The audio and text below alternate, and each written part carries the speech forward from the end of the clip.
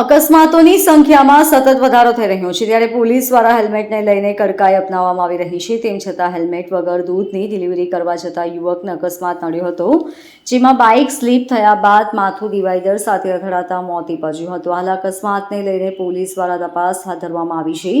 મળતી વિગતો મુજબ વેડવરિયા બ્રિજ પર અકસ્માતમાં યુવકનું મોત થયું હતું. બાઇકનું સંતુલન બગડતા બાઇક સ્લીપ થઈ જતા માથું ડિવાઈડર સાથે ભટકાયું હતું, જ્યાં 19 વર્ષીય રાકેશ રઘુનાથ ભીલને માથામાં ગંભીર ઈજા થતાં તેનું ઘટના સ્થળે જ મોત નીપજ્યું હતું. રાકેશે હેલ્મેટ પહેર્યું નહોતું. જો હેલ્મેટ પહેર્યું હોત તો તેનો જીવ બચી જાય તેવી વાત સામે આવી હતી. રાકેશ ગઈકાલે જ તેના વતન નર્મદાથી સુરત આવ્યો હતો. રાકેશ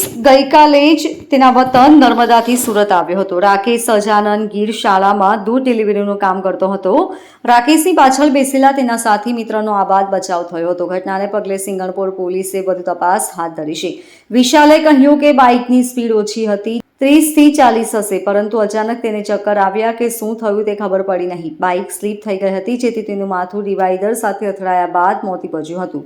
તે દૂધની ડિલિવરીનું કામ કરતો હતો. ગઈકાલે જ વતન નર્મદાથી સુરત આવ્યો હતો. વિશાલ શું થયું હતું? આ ગાડી 30-40 ની સ્પીડમાં આવતી અને એને ચક્કર અચાનક આવી ગયા. શી ખબર કે ગાડી ફૂટપાથ ભટકાડી જાય.